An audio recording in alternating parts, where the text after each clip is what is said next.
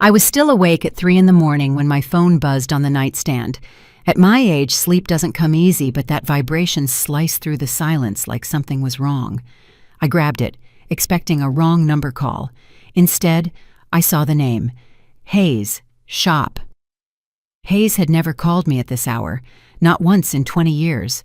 My stomach tightened. I answered immediately. Hayes? His voice came in low, shaking. I had never heard him sound like that. Ma'am, are you alone? That single question made my chest lock. Yes. Why? He took a long breath, then forced the words out. Lydia, listen carefully. You need to leave that house right now. Just like that. No explanation. No hesitation. My whole body went cold. Hayes, what happened? Tell me now. He struggled to steady his breathing. I restored Elena's phone. I dug into the encrypted folder. I shouldn't have, but something felt off. And I found something you need to hear. Elena? I whispered. What did she do? His answer shook me to my core. I found your estate deed in her files, with a signature that wasn't yours. My hand clutched the edge of the bed. What? She tried to initiate a transfer. My voice broke. Transfer what? Everything, he said. Your entire estate trust. The house. The accounts. Every asset under your name. My breath stuttered. My chest felt tight. No, she wouldn't. Lydia, he said, harsher now. She forged your name. I closed my eyes to steady myself. I felt the blood drain from my face. Hayes, is this real? It gets worse, he said. There's a recording. I heard her voice. She said, once she's weak enough, I'll get her signature. My whole body stiffened. Every muscle locked. He wasn't lying. He wasn't exaggerating. And in that moment, I understood exactly what had been happening around me. Elena hovering near my documents, asking about my health, checking the mail before I could reach it, acting sweet whenever my son was around, but sharp when we were alone. Hayes spoke again. Ma'am, pack a bag and leave. Quietly. Tonight. I stood slowly, afraid to make a sound. My room felt colder than the air should allow. Hayes. She's sleeping down the hall. That's why you need to leave before she wakes up. I stared at the faint strip of light beneath my bedroom door. The hallway night bulb glowed softly, and suddenly that light felt threatening, like at any second a shadow might block it. My voice trembled. Why would she do this? She wants control, Hayes said, and she was close, too close. I swallowed hard and whispered, My own daughter-in-law. Hayes didn't soften his tone. She wasn't planning to ask for your permission. She was waiting for you to become tired enough, sick enough, confused enough to sign without understanding. Or she'd fake it again. My knees weakened. I grabbed my dresser to stop myself from falling. He continued, Lydia, grab whatever you can. Call me when you're safe. I nodded even though he couldn't see me. I'm leaving. I hung up and stood there, listening to the unnatural stillness in my own home. I didn't panic. I observed. I heard nothing. No footsteps, no doors, no voices. But the silence itself felt like someone watching. I grabbed a small overnight bag from my closet and reached for the drawer where I kept my documents. My hand froze before touching it. If Elena had been going through my things, she might have checked whether anything was missing. I couldn't risk alerting her. I stuffed only essentials, a sweater, medication, my wallet, and the small emergency cash my husband had always told me to keep hidden. I headed toward the bedroom door, gripping the handle with shaking fingers. Then, a faint creak sounded from somewhere down the hallway. Not loud, not sharp, but real. My breath caught. I leaned closer to the door, listening. Another sound, like someone shifting their weight slowly on the wooden floorboards. I froze, completely. Elena? I whispered under my breath, terrified she might actually hear me. I pressed my ear against the door. Silence. Then another soft creak. She was awake. She was moving, and she was close. I stepped back quickly, clutching my phone. My heartbeat pounded so loud I was sure it echoed through the hall. I didn't want her to find me awake. I didn't want her to see the bag. I didn't want her to see the fear she had created. I forced myself to breathe quietly. Then another floorboard groaned, this time right outside my door. My chest tightened painfully. She was standing there. I could feel it. Her shadow pressed faintly through the gap at the bottom of the door. I stared at that shadow without blinking. 10 seconds, 20, 30. She didn't move. She was waiting. Waiting for what? To hear if I was awake? To see if I would open the door?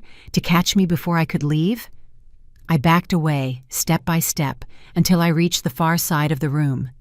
Then suddenly, the shadow shifted, slowly, and disappeared. She walked away. My breath returned in a painful rush. I grabbed my bag again, my hands shaking uncontrollably. I moved back toward the door. And then a knock. A soft, deliberate, chilling knock on the other side of the door. "Lydia?"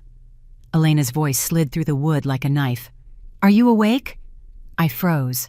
Her tone wasn't sweet anymore, not even pretending. It was controlled, sharp, dangerous. I forced my voice steady. "I'm fine.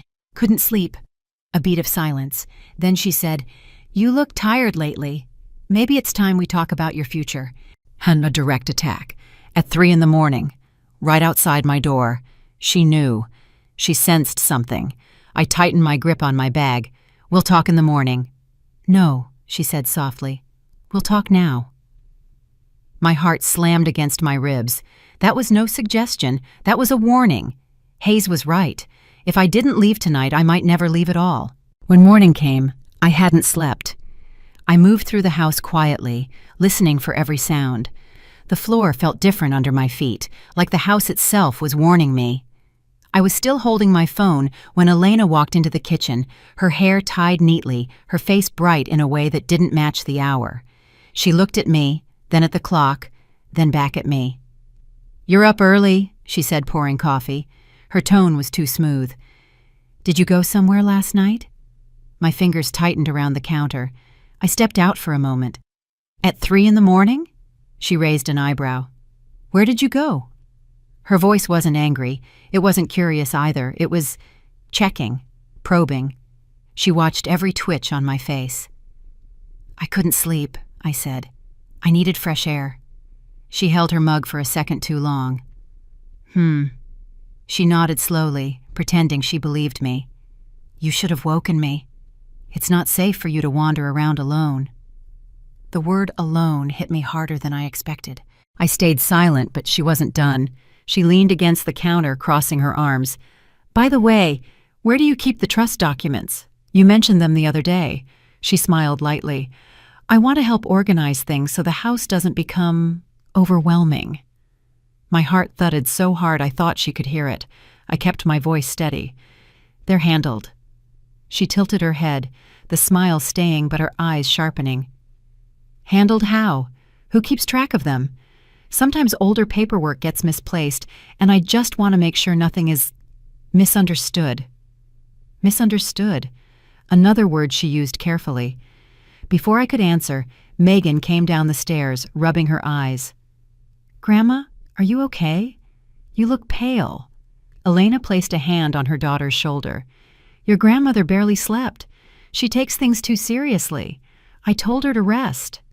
Megan frowned, turning to me. "Mom's right. Don't stress yourself."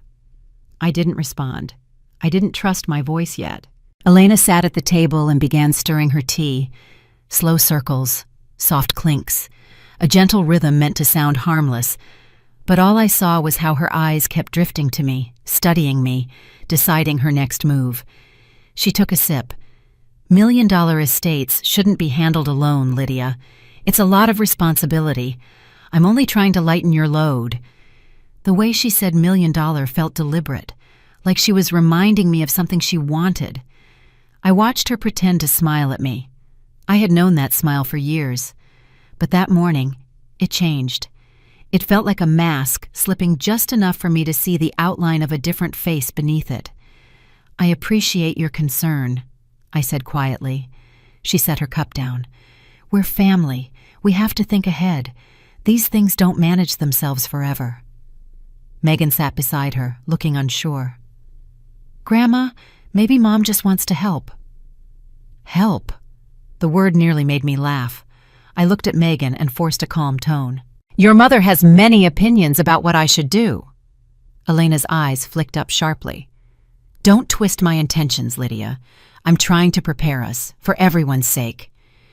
Everyone's sake. Another rehearsed phrase. When Elena left the table to put dishes in the sink, I caught Megan watching her hands tremble slightly. A small sign. Doubt. Something I could use later. Elena came back and brushed hair from Megan's face. "We all need to support each other, especially now that things are unpredictable." She said unpredictable while looking directly at me. Then she added softly, "You should let someone else handle the paperwork. You've been forgetting things lately." I froze. Megan looked confused. "Forgetting?" Elena didn't break eye contact with me. "It happens at her age, honey. Nothing to worry about." I swallowed back the heat rising in my throat. This was the beginning. She wasn't hiding her intentions anymore. She was planting seeds. Into Megan, into the house, into every conversation. Quiet, controlled, calculated. "I haven't forgotten anything," I answered. Elena smiled again. Wider, sweeter, colder. "If you say so." The kitchen fell silent for a moment, thick enough to choke on. She tapped her mug lightly. "By the way, I reorganized the file cabinet yesterday. Some of your folders were a mess." My chest tightened. "You went through my files?" "I organized them," she corrected. "You should thank me." I looked at her hands. They were too relaxed, too calm. Someone who had nothing to hide would have been defensive. She wasn't. She was confident, because she believed she was already winning. Megan stood up. "Mom, maybe you should have asked her first." Elena's jaw flexed before she forced a smile. "Of course. You're right, sweetheart." But the smile was strange. Thin, forced. A smile that didn't reach her eyes. She turned back to me and spoke softly, almost gently. "We should sit down this week and talk about what you want done with the estate. Planning ahead is important." My skin prickled. "I know what I want done with it." She nodded, still smiling. "Good. Then we'll make sure everything gets handled correctly." Handled. There was that word again. I watched her walk across the kitchen. Even the way she moved felt different, lighter, more confident, like she'd already pictured herself owning every square inch of the place. That morning I didn't argue. I didn't raise my voice. I didn't make a scene. I did what I always do. I observed. Every glance, every choice of words, every false touch of concern, and every quiet move she made that told me one thing: she was getting ready. But so was I. That night, the house felt heavier than usual. Every sound echoed a little longer. Every shadow stretched a little farther. I moved through the hallway slowly, keeping the lights off, listening to the faint hum of the refrigerator and the ticking of the old clock in the living room. I wasn't looking for trouble. I just couldn't force myself to sleep. Not after Hayes's call. Not after seeing Elena's face that morning when she asked about the trust papers. Around 11, I heard footsteps downstairs. Soft, careful. Not the way Megan walked, not the way Aaron used to walk either. This was slower, intentional. I stayed at the top of the stairs for a moment, then I descended halfway and froze when I heard a voice. Elena's. She was whispering. Urgent, low. Someone was on the other end of the call. I moved down one more step and leaned against the wall, keeping myself hidden behind the banister. Her back was to me. She stood in the dim light of the living room, her silhouette still, her phone pressed to her ear. "She's starting to get tired," she whispered. "I can tell." I held my breath. She paced, her fingers tapping against her arm. "No, not yet. I need her calm. If she panics, she'll call someone. I need her steady for the signature." My stomach dropped. She listened to the person on the other end, then exhaled sharply. "I said she's slow, not stupid. She won't sign anything unless I make her feel safe first. Safe, that word again. I edged closer, staying in the shadow of the staircase. I could see part of her reflection in the window. She wasn't smiling. Her face was cold, focused, calculating. "Yes, the transfer package is ready," she whispered. "He said it's just waiting for the date." My heart pounded so loudly I thought she would hear it. She lowered her voice even more. "Once she signs, the estate is mine." My nails dug into my palm. Every part of me went still. Even my breathing changed. A quiet, controlled anger rose up, but I forced myself not to move. She paused, listening. "No, she won't fight. She's too old for that." "Too old." I tightened my jaw. "So stop worrying," she whispered sharply. "She won't realize what she signed. Trust me, I've done this before." I almost stepped out right then. I almost confronted her. But something in me held back.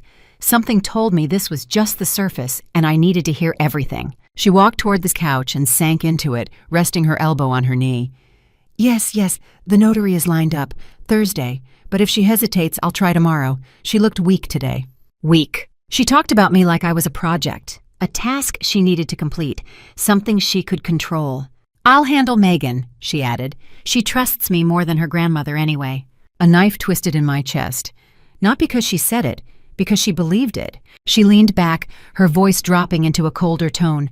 "Once this is finished, everything will be easier. For all of us." I heard that same phrase earlier in the kitchen, but now it sounded different. Heavier. Intentional. The voice on the other end said something I couldn't hear, and Elena let out a small, confident breath.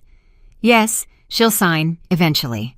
The final word lingered in the air like a threat. She stood up suddenly, walking toward the window. I stepped back, pressing myself into the wall just before she turned. Her eyes scanned the room, alert, like she felt someone watching her. I stayed still, not even daring to swallow. After a few seconds, she spoke again. "All right, I'll call you if anything changes." She hung up, exhaled, and let her shoulders relax. I moved silently up the stairs, one step at a time, making sure the wood didn't creak. My heart hammered so loudly in my chest that I felt it in my neck. When I finally reached the landing, I stood there in the dark, letting reality sink in. It wasn't just a stolen document. It wasn't just a forged signature. It wasn't just manipulation. She had a partner. She had a plan. She had been preparing this for longer than I realized. When I reached my bedroom, I closed the door gently and sat on the edge of the bed, hands shaking. I stared at the room around me, my husband's old dresser, the framed pictures of our family, the blanket Megan knitted for me years ago. Every piece of this house held a memory, and now someone who married into this family felt entitled to all of it. I waited 5 minutes before moving again. I walked to the window, pulling the curtain aside just enough to look outside. The backyard was dark, still, but the silence didn't bring comfort.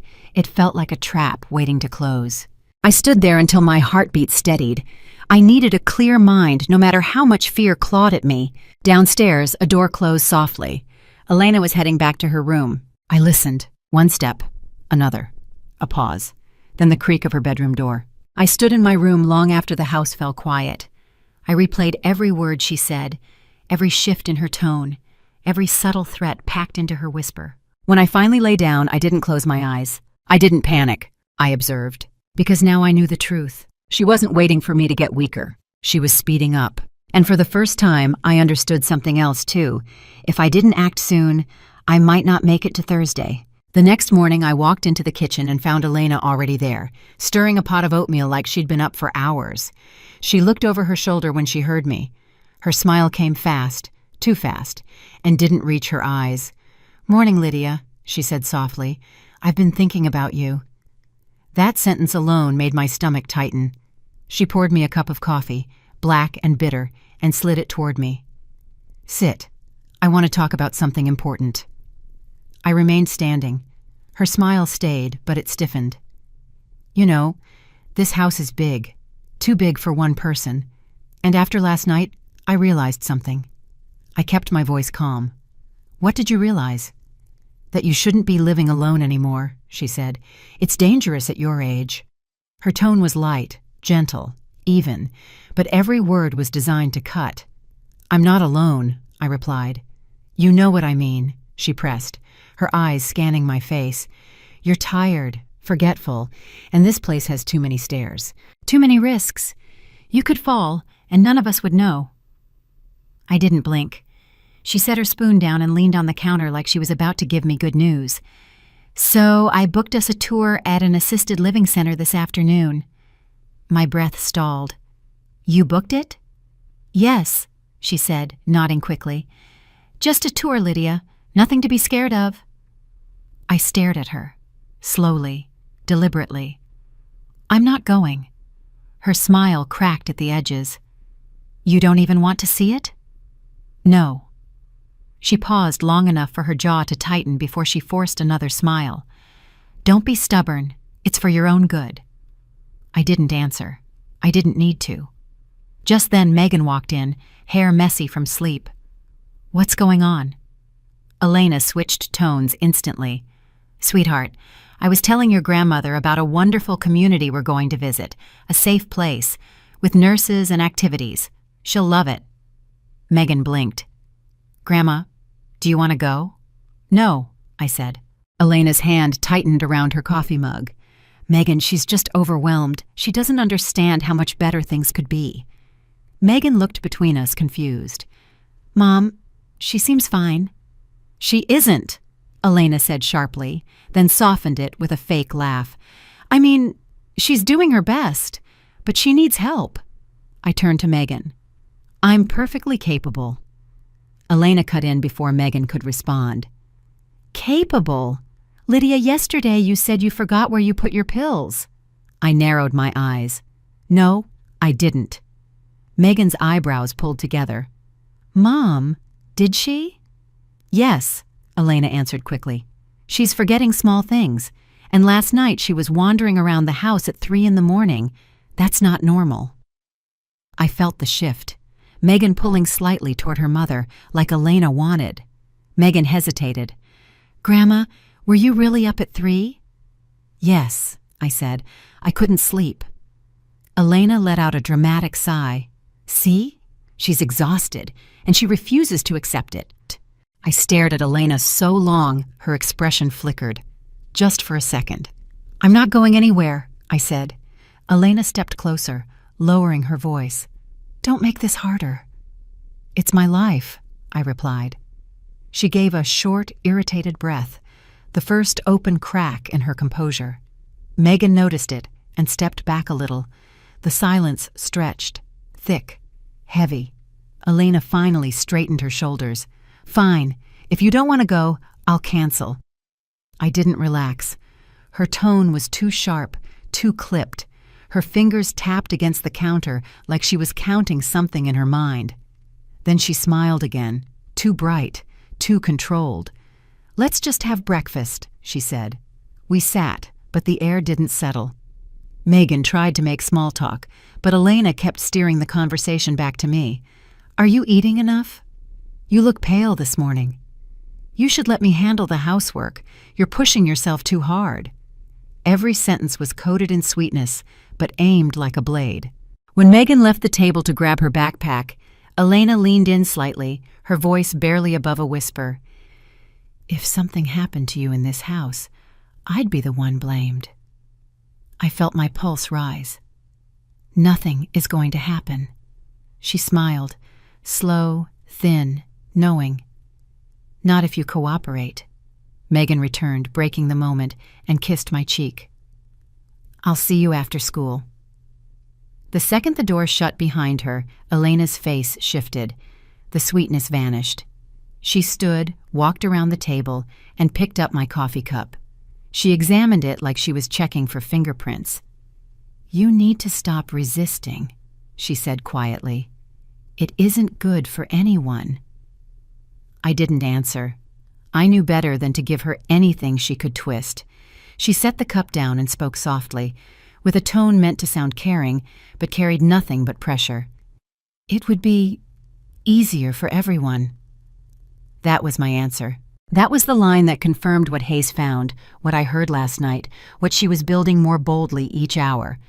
When she left the room, I moved quickly. I closed the blinds. I locked the office door. I opened my file cabinet, took pictures of every important document, then placed them in a drawer she never touched. I checked my husband's old lockbox and slid the key into my pocket. I snapped photos of each paper, trust details, deeds, medical papers. Then I put everything back exactly as it was. My hands didn't shake. I wasn't panicking. I was preparing. Because Elena had pushed too far, too fast. And if she wanted a war, she was about to learn I wasn't the fragile opponent she imagined. I left the house the next morning with a small USB drive in my pocket and a knot in my chest. I didn't tell Elena where I was going. I didn't say anything at all. She was in the kitchen when I walked out, humming softly as she made coffee, pretending everything was normal. I didn't look back. Lawrence Cole's office sat on the third floor of a quiet building near downtown. I had known him for years. He handled my husband's estate after he passed. He was calm, direct, and didn't waste time. When he saw me standing in his doorway without an appointment, his expression changed. "Lydia," he said, "are you all right?"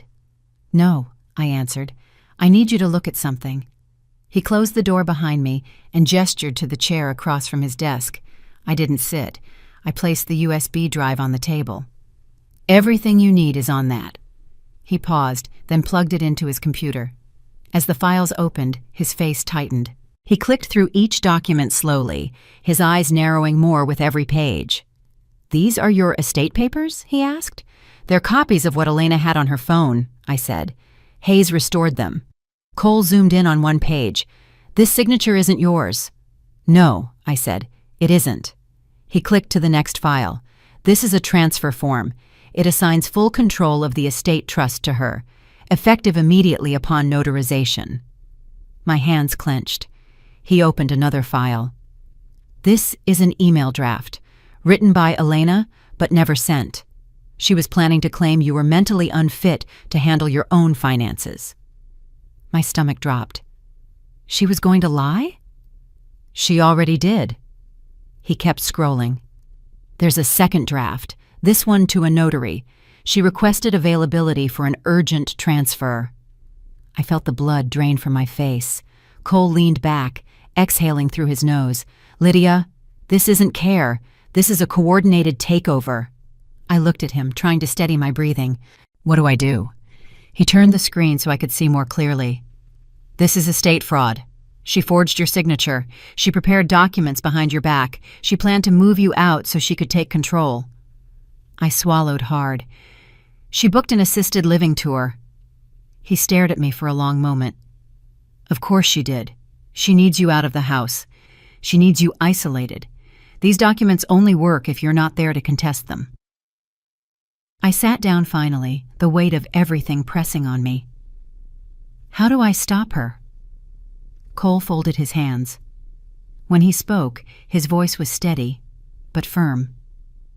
"You need to follow everything I'm about to tell you." "Exactly." I nodded. "First," he said, "don't sign anything. Not a single paper, even if it looks harmless." "I won't."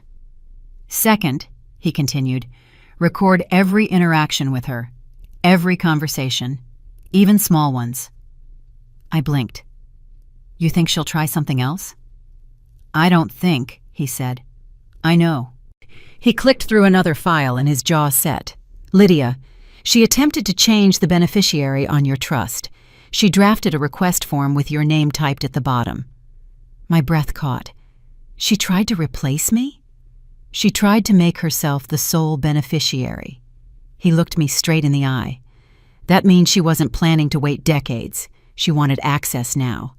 A cold shiver ran through me. "Third," he said, "do not eat or drink anything she prepares." I felt the room tilt. "Why?" "I'm not saying she'll harm you," he said carefully, "but she might try to sedate you, make you groggy, confused, sign something without realizing." I swallowed. "She keeps pushing coffee at me, tea, meals I didn't ask for." Cole nodded slowly. "Stop accepting them." I sat there for a moment, staring at the stack of open files. "She's been planning this for months, hasn't she?" "Maybe longer," Cole said. "Her actions show confidence. She believes she could get away with it." "And could she?" I whispered. "If you didn't find these," he said. "Yes." I closed my eyes. Everything clicked together. The late-night whispers, the deleted messages, the questions about my trust papers, the sudden concern about my safety, the push for assisted living. When I opened my eyes again, Cole was watching me carefully. "You're in danger, Lydia." The words hit harder than I expected. I gripped the arm of the chair. "So what happens now?" "We build a wall," he said. "A legal one. You gather proof. You record every attempt to pressure you. You document every lie. And when the time comes, we act." I nodded slowly. "I can do that." "You'll need to be calm," he warned. "She'll escalate. She'll get bolder. She'll press harder. But you cannot give her anything." His voice lowered, more serious than before. "And Lydia, if she becomes agitated or starts acting desperate, call me immediately." I inhaled deeply. "I understand." He pulled the USB out and handed it back to me. "Keep this safe, preferably not in your house. And don't let her know you spoke to me." "I won't." As I stood to leave, he added one more sentence, quiet, heavy, and honest. "She's not waiting for you to sign. She's waiting for you to weaken." My throat tightened. I walked out of the office feeling something I hadn't felt in years. Not fear, not panic, resolve. If Elena wanted to take everything from me, she was about to learn I wasn't as weak as she hoped. When I returned home from Cole's office, I forced myself to walk through the front door as if nothing had happened. My heartbeat was steady, my face calm. I didn't pause or look around. I moved through the house like any other afternoon, placing my purse on the table and hanging my sweater the way I always did. But the moment I stepped toward my office, something felt off. The door was slightly open. I always closed it. I pushed it wider, slowly, and saw Elena crouched in front of my file cabinet. Her hand hovered over the bottom drawer, the one that held the trust papers. For a second, she didn't move. Then she jerked upright as if burned. "Oh," she said, breathless. "I was just looking for a pen." A pen. Inside my locked drawer. She smoothed her shirt, her face tightening before she forced a smile. "You really should organize these better, Lydia. They're all over the place." I kept my voice flat. "I didn't ask you to organize anything." She laughed lightly, too lightly. "Well, I was trying to help." I stepped closer, and her eyes flickered just enough to reveal what she didn't want me to see: fear, irritation, and calculation fighting under her calm expression. My gaze moved over the drawer. Papers were shifted. Files weren't aligned the way I left them. She had dug deep. She had been searching for something, and judging from the look in her eyes, she found the right drawer. Before I could speak, Megan appeared in the hallway. "Mom? Grandma? What's happening?" Elena turned to her instantly. "Your grandmother is upset," she said with a sigh. "She thinks I touched her things. She's been confused lately." The sentence came out with practiced ease. I stared at her. "I'm not confused." Megan hesitated. "Mom, maybe she—" Elena cut her off gently. "Honey, don't worry. It's normal. Sometimes older people misplace things. That's normal." She said it soft enough to sound caring, loud enough for me to hear every word. I stepped closer, meeting her eyes coldly. "I didn't misplace anything." A flicker crossed Megan's face. Doubt, concern, something she tried to hide. Elena moved quickly, slipping an arm around her daughter's shoulder. "Why don't you go finish your homework, sweetie?" Elena whispered. "I'll handle this." Megan lingered for a second, looking between us, then nodded and stepped away. The moment she disappeared, Elena's smile dropped. Her eyes sharpened. "You shouldn't leave important things unlocked, Lydia. Anyone could get confused." I held her stare. "I locked that drawer." She blinked once. "Well, maybe you forgot." I didn't reply. Instead, I turned toward the kitchen, keeping my steps slow. Controlled. I needed space. I needed time to breathe and plan. But dinner that night stripped away any illusion of calm. Megan sat between us, picking at her food. The silence was heavy until Elena broke it with a bright, false tone. "Lydia, Did you think about the assisted living place? They have wonderful staff and a memory care wing. Megan's fork froze. Memory care? Elena nodded sympathetically. For people who need a little extra help. I don't need help, I said. Elena's eyebrows rose. You walked around the house at 3 in the morning. You couldn't find your pills yesterday. That never happened, I cut in. Oh, Lydia. She sighed dramatically and touched my hand, her fingers cold. You probably don't remember. Megan's eyes widened slightly. She looked at me, then at her mother. Elena smiled at her. See, honey? This is what I was telling you. She gets overwhelmed. My jaw tightened. Elena continued eating like she hadn't just rewritten my reality. Anyway, the tour is still open. We can go tomorrow just to look, no pressure. I said no, I repeated. Megan swallowed hard. Mom, maybe Grandma? Elena snapped. Not loudly, but sharply. Megan, I know what's best for her. The tone made Megan flinch. Then Elena switched back to kindness instantly. We all want her to be safe, right? Megan nodded slowly, but doubt clouded her eyes. That made Elena's smile tighten. I watched everything, every shift in their faces, every calculated word. And then, while Elena reached for the salt shaker, I slid my hand under the table and pressed the small red button on the recorder Cole had given me. The device was tucked into my sweater pocket. I angled it toward her voice. Elena kept talking, oblivious. You shouldn't live in a big house alone, Lydia. It's dangerous at your age. What if something happens? I looked at her. Nothing will happen. She leaned forward, her tone soft but sharp. It could. Her eyes locked onto mine for a full second, cold, deliberate, assessing whether I would break. The air thickened. Megan cleared her throat. Mom, maybe we should just let Grandma rest. Elena didn't look at her. She kept her gaze on me. Rest would help, she agreed. She hasn't been herself. The knife twisted again, gently, expertly. Then she stood, walked around the table, and placed a hand on my shoulder. Her grip was light, polite, but her fingers tightened just enough for me to feel the pressure. She leaned down, her lips near my ear, her voice soft as a breath. You should rest, she whispered. You look tired. But when I turned my head, her eyes, just inches from mine, were filled with something else entirely. Not concern, not care, control. She straightened, smoothing her blouse. I'll clean up, she said lightly. You go lie down. I didn't move. I waited until she walked past me, her steps calm and confident, before exhaling the breath I had been holding. Then I reached into my pocket, felt the small recorder still running, and pressed it off. Cole was right. The mask was slipping. And Elena wasn't pretending anymore. Elena woke me early the next morning, tapping lightly on my door like she was doing me a favor. Lydia, get dressed, she said, cheerful in a way that felt staged. We have a tour at 10. I sat up slowly. A tour of what? The assisted living center, she answered, already walking away. I booked it last night. No question, no discussion, just an announcement. Megan stood in the hallway, arms crossed, eyes soft.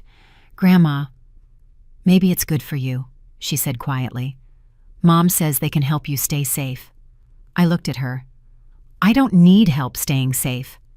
She hesitated, torn. I don't know. Mom seems worried. That's the problem, I said. But Megan didn't reply. She followed her mother downstairs. I got dressed in silence, slid the recorder into my pocket, and prepared myself. When we arrived at the center, the director, a man in his 50s with a bright tie and a too-wide smile, opened the door before we even knocked. Elena, he greeted warmly. Too warmly. Good to see you again. He shook her hand like they were old friends, then turned to me. Mrs. Coleman, welcome. We've heard great things. I stared at Elena. You've been here before? She ignored the question. Let's get started, shall we? The director led us inside, talking non-stop. We pride ourselves on individualized care, memory support, mobility assistance, medication management, whatever you need. I don't need any of that, I said. He chuckled politely, like I wasn't serious. We walked past a lounge and down a sterile hallway. The lighting buzzed faintly. Everything smelled like disinfectant. My skin prickled. Elena gestured at a quiet room. Look, Lydia, it's peaceful. No stress. No big house to take care of. I didn't answer. Megan pointed at the courtyard. The garden looks nice. Yes, for residents who prefer fresh air, the director chimed in. And we have staff available 24 hours. No one is ever alone. The way he said no one is ever alone felt like a warning, not a comfort. When we reached a small private office, Elena paused. Can we step in here? I'd like Lydia to see how they handle new resident evaluations. Before I could object, the director opened the door. A thin man in a gray suit waited inside. He stood up the moment we entered. Mrs. Coleman? He asked, smiling politely. I'm a notary. We're just going to go over a preliminary form. My heart dropped. Elena kept her tone bright. It's nothing serious, Lydia. Just a short questionnaire. They need to confirm your willingness to explore options. The notary held out a stack of papers, a pale blue folder, the exact color Cole told me to watch out for. A pen was already placed neatly on top. The man continued, It's just a preliminary form, nothing binding. I stepped back. Then you don't need my signature. The director shifted awkwardly. Elena stiffened just a little, then forced a smile. Lydia, it's routine. Everyone signs it. I shook my head. I'm not everyone. The notary tried again. It simply confirms your interest in learning more. And I'm not interested, I said. There was a long pause. Elena's jaw flexed before she caught herself. She pressed her smile back into place. Mom, please, don't make this difficult. I stared at the folder. Why is there a notary in an assisted living center? The director laughed nervously. We like to streamline the process. Process for what? I asked. Elena cut in quickly. Lydia, stop. You're blowing this out of proportion. No, I said. You are. Megan looked between us, confused and scared. Mom, why does she need to sign anything? Elena shot her a warning glance. Megan, stay out of this. The notary shifted the folder closer to me. It truly is simple, just a verification of intent. Intent, the word Cole warned me about. I stepped farther away. I'm not signing. Elena inhaled sharply through her nose. Her voice dropped to a whisper. Lydia, please don't embarrass us. Just sign the paper. The director added softly, It will only take a second. I looked at each of them, the director avoiding my eyes, the notary poised with his pen, Elena tense behind her polite mask. This is not a tour, I said quietly. This is a setup. Elena's smile vanished. The notary cleared his throat. Mrs. Coleman, your daughter-in-law assured us you were ready for this step. My voice hardened. I never said that. Megan looked stricken. Mom, you said Grandma wanted... Elena cut her off sharply. Megan, enough. But it was too late. Megan had seen the truth. Her eyes flickered toward the folder, the pen, the notary. She understood something was wrong. Grandma, she whispered, you don't have to sign. Elena shot her a glare so sharp it could cut glass. The notary tried one last time. Please, Mrs. Coleman, it's standard. No, I said. There was silence. Sharp, brittle, dangerous silence. Finally, Elena exhaled and forced a brittle smile. All right, she said lightly. If you're uncomfortable, we'll revisit it another time. She reached forward and took the blue folder, gripping it slightly too tight before handing it back to the notary. Her face looked calm. Her eyes did not. As we walked out of the office, she leaned close to me. So close only I could hear her words. You can't fight change forever. I didn't answer. But inside, something cold and solid formed. I was done being cornered. I didn't sleep that night. Not really. After the scene at the assisted living center, my nerves were already shot. I stayed in bed for hours, eyes open, listening to the house settle. Every creak made my stomach tighten. Every shift of the wind made me look toward the door. Sometime past midnight, I finally drifted into a light, uneasy sleep. And then I heard it, a soft footstep in the hallway. Slow, deliberate. Not a random sound, not Megan getting water. Someone was walking with purpose. I opened my eyes instantly. Another step, then another. My heart pounded so loudly, I thought whoever was outside could hear it. I turned my head just enough to see the thin strip of light under my door. And then, just like that, a shadow blocked the light. Someone was standing right outside my room. I didn't move. I didn't breathe. I kept my eyes barely open, pretending to sleep. The shadow didn't budge. It just stayed there, watching, waiting, listening. My fingers slid slowly into my pocket. I found the recorder Cole gave me and pressed the button. A quiet click. I prayed it wasn't loud enough to be heard. The shadow stayed another 10 seconds. Then 20. My whole body shook. Finally, the shadow shifted. Whoever it was turned away and walked back down the hall with soft, controlled steps. I didn't sleep again. I stayed in bed, gripping the recorder, staring at the door until the sun came up. When I walked into the kitchen the next morning, Elena was already there, cheerful as ever, stirring her coffee like she hadn't just stood outside my room in the middle of the night. She looked up. "Good morning, Lydia. Did you sleep well?" My stomach twisted. "No, I didn't." She smiled over her mug. "Oh? Why not?" Megan walked in behind me. "Grandma, you look pale. What happened?" I spoke plainly. "Someone was outside my room last night." Megan turned instantly toward her mother. "Mom?" Elena didn't flinch. "Megan, please. She probably dreamed it." I stared at her. "I didn't dream it." Elena sighed dramatically, shaking her head. "Lydia, you were exhausted yesterday. Your mind plays tricks when you're stressed." My voice sharpened. "Stop telling me what I imagined." Megan looked at me, then at Elena. "Mom, Grandma doesn't look like she's imagining anything." Elena put her mug down harder than she intended.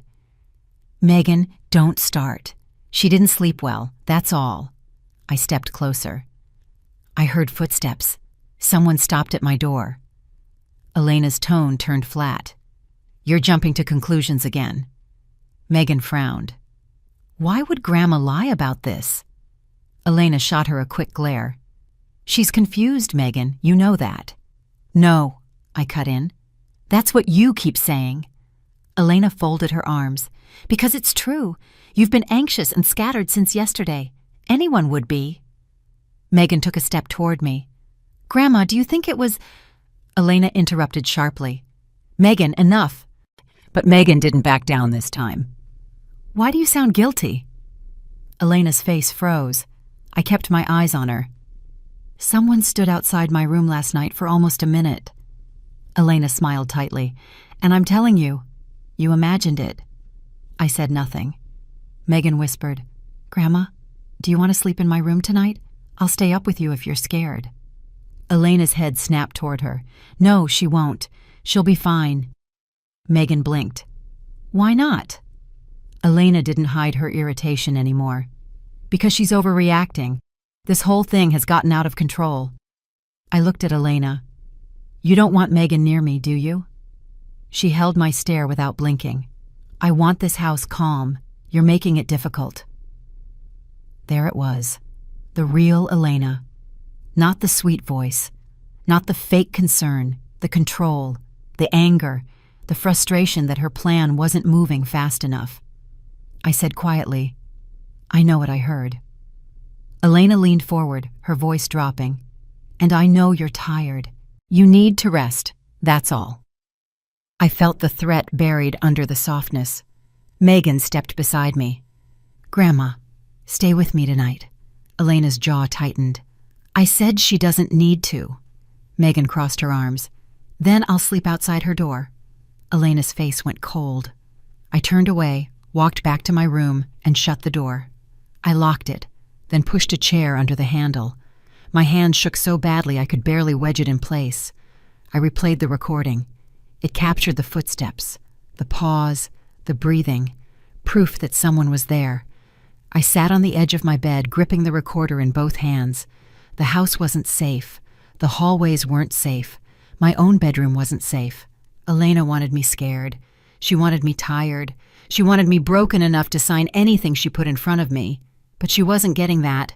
Not from me, not now, not ever. By late afternoon, the house felt heavy. Every room seemed filled with leftover tension from the night before. I stayed in my bedroom most of the day, pretending to rest, but really just listening for footsteps, whispers, anything. Around 5, Elena knocked once and walked in without waiting. She held a stack of brochures, the same ones she had shoved at me days ago.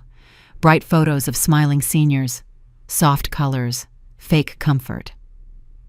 "We need to talk," she said. Her voice clipped. I didn't move. "About what?" She laid the brochures on my dresser. "About this. You need to go through them." "No," I said. "I already told you." She inhaled sharply, forcing a smile. "Lydia, don't be stubborn. These places are designed to help people your age." "I don't need help." Her smile dropped instantly. "Really? After last night? After you insisted someone was outside your door?" She crossed her arms. "Do you want Megan to take care of you until you fall again?" I stared at her. "What did you just say?" She blinked, realizing too late what she'd let slip. Before I could respond, Megan walked by the doorway and froze. "Fall again? Grandma never fell." Elena stiffened. "Megan, stay out of this." Megan stepped inside. "No, you're lying. Why would you say that?" Elena's jaw tensed. "Because she's weak, Megan. She can't live alone anymore." "I'm standing right here," I said. Elena turned on me. "Then act like it." The words hit the air like a slap. It was the first time she'd raised her voice at me, openly, loudly, without the sugary sweetness masking it. Megan flinched. I said calmly, "I'm not going anywhere." Elena pointed at the brochures again. "You're going to sit down and read these." "No." "Lydia, no." She grabbed one of the brochures and shoved it toward me. "Look at it. These places can take care of everything.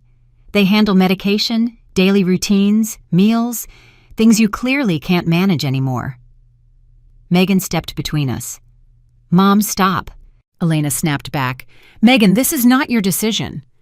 "Then why are you making it for her?" Megan shot back. Elena's nostrils flared. "Because she needs help." I kept my voice even. "I don't need help. I need you to stop." Elena turned to me again, eyes sharp. "You're being dramatic." Megan's voice tightened. "Grandma's not dramatic. She's scared." Elena whipped toward her. "Because she imagines danger." "I didn't imagine anything," I said. "Then who was outside your door?" she demanded. The room froze. Megan stared at her mother. Elena realized what she'd just said. I spoke quietly. "How did you know someone was outside my door?" Elena froze for a beat too long. Because you told me," she stuttered. "I told you someone was outside," I said softly.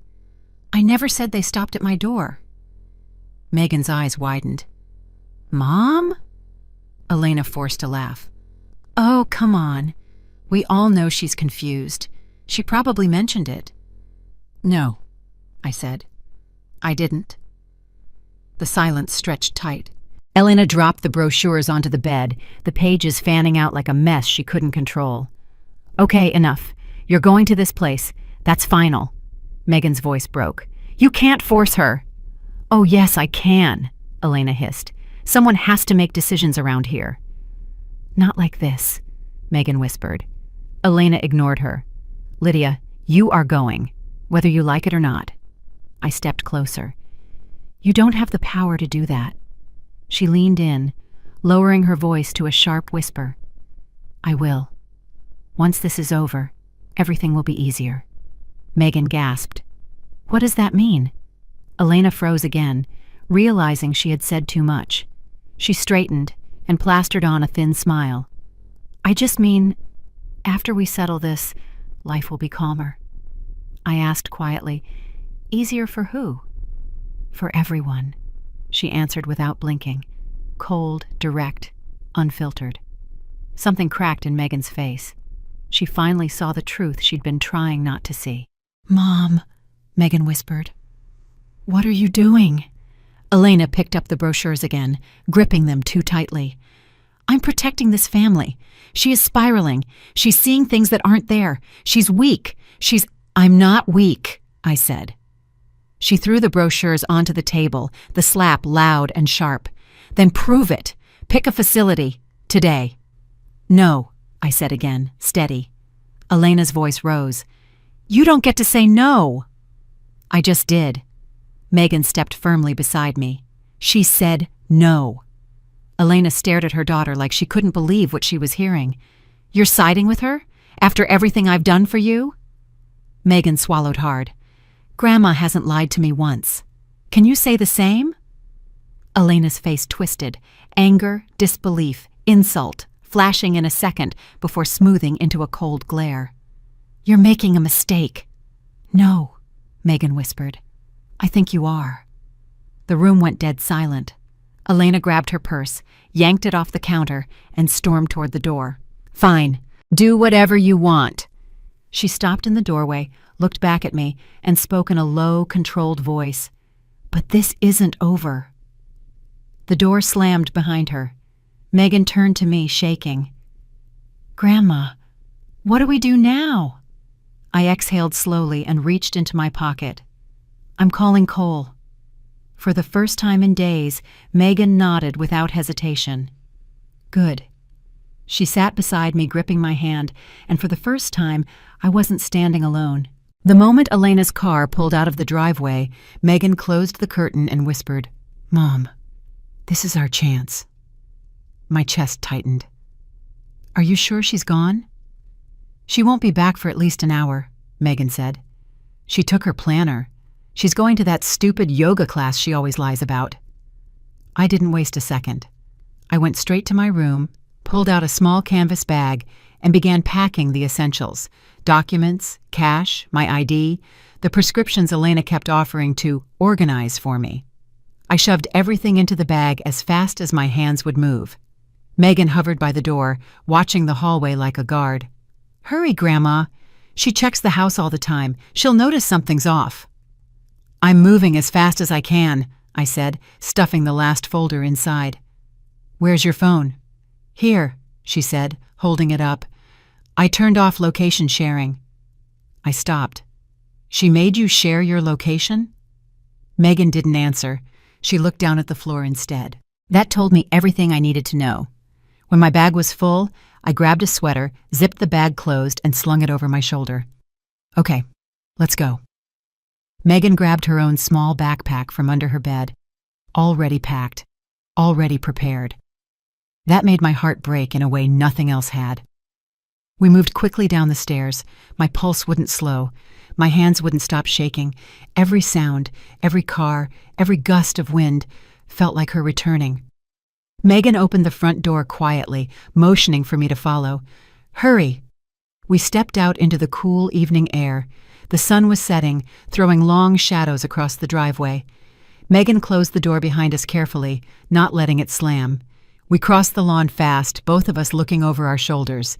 Elena had left in a hurry and forgotten to lock the front door. For once, her carelessness worked in our favor. Sandra's house was only 2 doors down, but the walk felt like a mile. Halfway there, Megan whispered, "Mom, let's leave.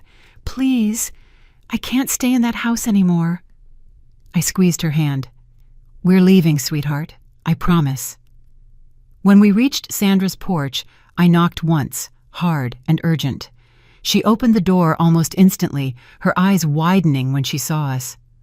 "Oh my God, Lydia, what happened?" "We need to come in," I said. My voice shook. Sandra didn't ask another question. She stepped aside, ushered us into her warm living room. "Sit down, both of you. What's going on?" I finally dropped my bag onto the floor and sank onto the couch. Megan stayed standing for a moment, arms wrapped around herself, shaking. Sandra knelt in front of her.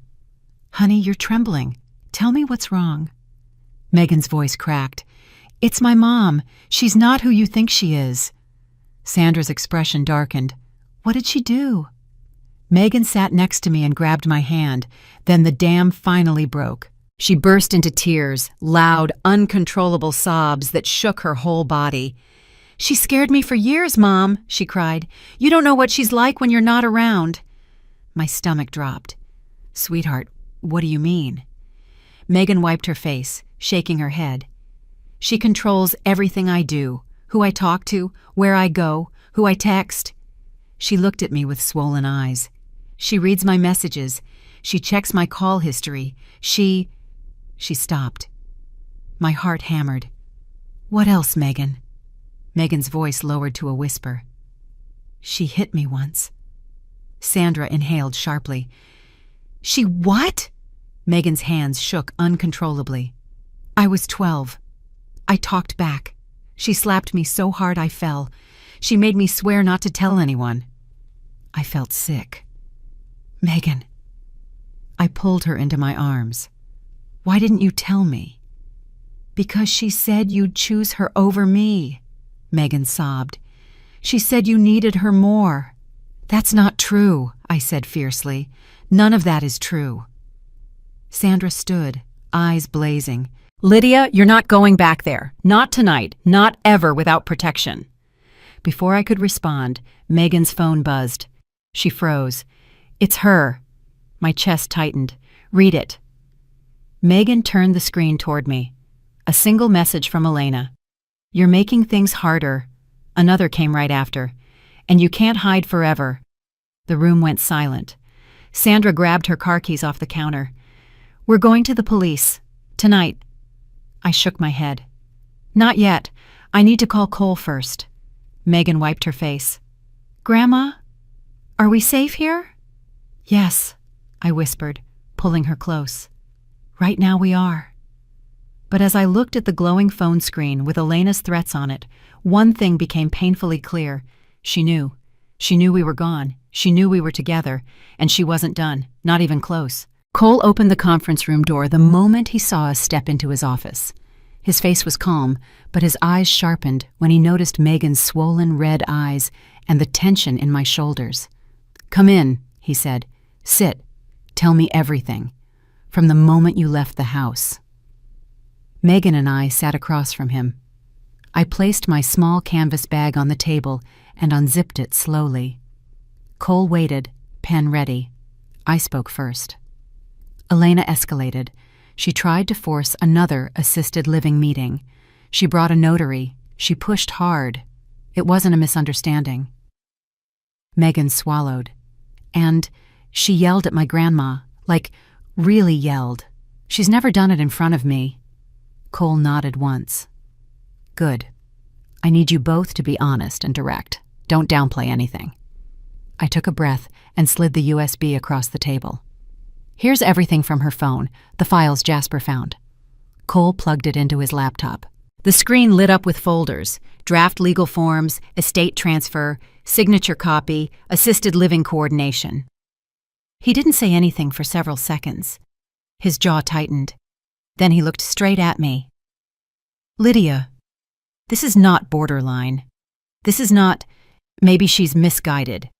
This is a coordinated attempt to take your estate and isolate you, legally and physically." I didn't respond. I didn't have to. Cole tapped the folder labeled Transfer Form Final.pdf. "This alone is enough to file for an emergency restraining order." Megan wiped her cheek. "She sent threats last night, too." "Good," Cole said. "I need them." Megan handed him her phone. He read the messages silently. "You're making things harder. You can't hide forever." Cole exhaled. "These are intimidation attempts. They help us." He turned to me. "Do you have the voice memos?" "Yes." I handed him my phone. "These are the conversations Elena tried to manipulate me into signing things. And one from last night when she stood outside my bedroom." Cole plugged it in and played one memo. Elena's voice came through the speakers, smooth and false. "You should rest. You look tired. It's safer if you don't handle stairs anymore." Then a pause, a shift in tone. "You can't fight change forever." He stopped the recording and leaned back. "That, Lydia, is a threat disguised as care. Judges see this pattern constantly. He gathered the papers, the USB, Megan's screenshots. We have enough. Actually, we have more than enough. Megan hesitated. Is she dangerous? Cole didn't sugarcoat it. She's accelerating. That's dangerous. My stomach twisted. Just then, his office assistant knocked on the door. Detectives are here to take statements. Cole nodded. Send them in. 2 San Diego PD officers entered. 1 male, 1 female. Both serious, both already briefed. The female officer sat beside Megan. We're here to help you stay safe. Tell us in your own words what happened last night. Megan's voice trembled, but she spoke clearly. She stood outside my grandma's door, and she kept checking our rooms. She was waiting to see if we'd look weak. The male officer turned to me. Did she attempt any physical contact? No, I said. Not yet, but she's been manipulating me, taking documents, trying to push me into assisted living. The officer wrote quickly. Did you at any point feel unsafe in your own home? Yes, I said without hesitation. Every day for the past week. The officers exchanged a glance. That was enough. Cole pushed a stack of printed screenshots toward them. These are the threats. And this, he held up the deed form, is attempted estate fraud. The male officer looked at me again. We'll help you stay alive. We've seen cases like this turn fast. You did the right thing leaving. Megan leaned into me, and I placed my hand on top of hers. Cole stood and addressed the officers. I'll file for the emergency order today. We want it active within hours. The female officer nodded. We can expedite protective checks around the friend's home, too. Good, Cole said. She shouldn't be alone. As the officers left to prepare paperwork, my phone started vibrating in my bag. Once, twice, 3 times, 4. I didn't even need to check. I already knew who it was. Cole looked at me. Is that her? My bag buzzed again, and again. I nodded. Yes. Let it ring, he said. Elena already knows you left. She's panicking. That means she's unpredictable. The phone buzzed a 5th time, then a 6th, then 7th. Megan's eyes widened. Grandma? She's calling me too. Don't pick up, Cole warned. Not unless we arrange a controlled call with officers present. The buzzing didn't stop. 8, 9, 10, 11 calls in under a minute. Cole exhaled slowly. She knows she's losing control. And by the 12th call, he grabbed a legal pad and started writing fast. We're filing the restraining order, reporting the fraud attempt, and requesting a safety sweep at Sandra Miller's home. He paused. And Lydia, there's something else. I looked at him sharply. What? Cole rotated his laptop toward me. A background report appeared on the screen. A woman's name, a Texas address, a complaint file. Elena did this before, Cole said. To her own mother. It didn't go as far because the family intervened, but the pattern is identical. Megan gasped. She told me Grandma Teresa was sick. Cole shook his head. Her mother wasn't sick. She was targeted. Same tactics, same paperwork, same narrative about memory issues. I felt cold. Cole continued. This gives us leverage. Judges take repeat patterns very seriously. My phone buzzed again. Call number 15. Cole pointed at it. Let it ring. Every call adds weight to our case. Megan reached for my hand. Grandma, are we really safe? I squeezed back. We will be. Cole gathered all the documents into an evidence folder. From this point on, I want you staying with Sandra, door locked, phone on silent, and call me or PD if anything happens. Elena won't stop, not now, but neither will we. Elena showed up just after sunset. Megan and I were in the living room with Sandra when the pounding started. Lydia! Elena screamed from the porch. Open this door! Now! Sandra froze. Megan grabbed my arm. The pounding grew louder. I know you're in there. Stop hiding like a child, Megan whispered. Grandma, don't move. I didn't. Elena hit the door again. Lydia, you're making this worse. Come out. A police cruiser rolled slowly down the street at that exact moment. The flashing blue reflection washed across the living room walls. The car stopped. 2 officers stepped out. One of them called, "Ma'am, step away from the door." Elena spun around. "This is my family's house. She's confused. She needs supervision." "Ma'am," the officer repeated, firmer. "We're checking an active restraining order. Step back." Elena didn't listen. She grabbed the doorknob and tried to force it open. "Lydia, open it! You can't do this to me!" The officer rushed forward. "Ma'am, do not enter that property!" Elena shoved the door again. The officer pulled her back sharply. "That's it! Hands behind your back!" Elena screamed. "Don't touch me! She's lying! They're all lying!" The officers pinned her arms, locked the cuffs, and pressed her against the patrol car. Megan covered her mouth as tears fell. In the struggle, Elena's purse hit the ground. Papers spilled everywhere. The officer picked up a stack, crumpled, highlighted, ready to sign. A printed deed, a transfer contract, a post-it note in Elena's handwriting. "Sign today." The officer held them up. "Elena Coleman, you're under arrest for violation of a restraining order, attempted estate fraud, and harassment." Elena thrashed as they pushed her into the back seat. "Lydia! Megan, you owe me! You owe me!" The door slammed. Silence followed. Megan collapsed into my arms. I held her tightly, feeling her entire body shake. "It's over, Megan," I whispered. "It's finally over." She cried harder, but this time it sounded like release, not fear. 3 months later, the court sentenced Elena for estate fraud, harassment, and attempted coercion of a senior. She was denied bail and transferred to a state facility. Megan began therapy. Aaron apologized for every year he chose not to see the truth. And me? I moved into a small house near the ocean in San Diego. Quiet mornings, soft waves, a life I chose for myself. I finally understood. Peace is worth fighting for. It wasn't easy to tell, and it wasn't easy to live through, but in the end, I found safety, truth, and a kind of peace I never thought I'd feel again. If you enjoyed this story, feel free to subscribe, leave a comment, or share your thoughts. I always love hearing where you're listening from, and your support helps keep these stories alive. Thank you for spending your time with me today. Take care of yourself, and I hope to see you in the next video.